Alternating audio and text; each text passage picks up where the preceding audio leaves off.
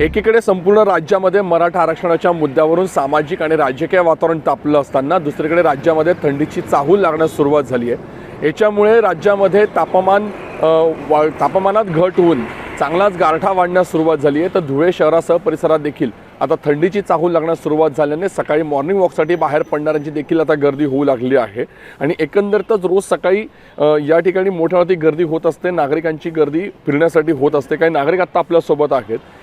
सुरुवात झाली आहे थंडीला, कशा पद्धतीची आत्ता चाहूल लागण्यास सुरुवात झाली? आपण मॉर्निंग वॉकसाठी कसे बाहेर पडतात? आम्ही सकाळी 5 वाजता पहाटे घरातून बाहेर पडतो आणि आता फार चांगली गुलाबी थंडी पडू लागलेली आहे आणि आमचा पांझरा नदीकाठचा मॉर्निंग वॉकसाठी स्पेशल बांधलेला फुटपाथ आहे।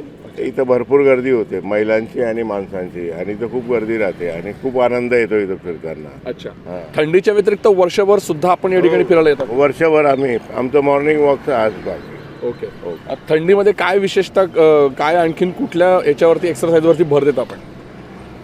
थंडीमध्ये आपल्या योगासनांवरही जास्त भर देतो आम्ही त्याची। अच्छा, आपण बघितलं की काय थंडीमध्ये कशा पद्धतीचं आपण मॉर्निंग वॉकसाठी बाहेर पडतात? किती जणांचा ग्रुप असतो आपला? कमीत कमी 10-20 जण असतो आणि थंडीमध्ये व्यायाम केला तर शरीराला जे टाईम दिला ते शरीरासाठी भरपूर चांगलं आहे।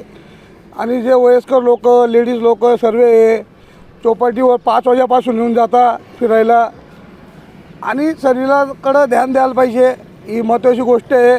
तसं धुळे जिल्ह्यातले भरपूर पैलवान इंटरनॅशनल चॅम्पियन आहे, भरपूर योगा करता, रनिंग करता, क्लास चालता, पण तसं आपण आपल्याला जसा टाईम भेटेल तसा योग्य वाटेल त्या टाईमाने आपण व्यायाम केला पाहिजे। आणि आता तर गुलाबी थंडी आहे, गुलाबी थंडीमध्ये व्यायाम केल्यावर शरीराला खूप भर पडणार आहे आणि खूप शरीर एकदम मजबूत होणार आहे। कोणाला जे अटकचे प्रमाण आहे ते कमी होतील आणि कोणाला शरीराचा दुखापत असेल तर ते बी कमी होतील।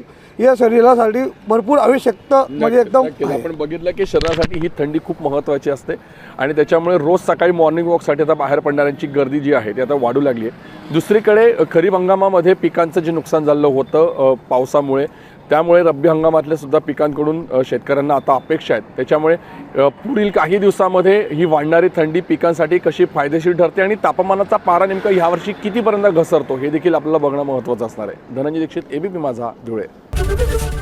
एबीपी माझा, उघडा डोळे बघा नीट।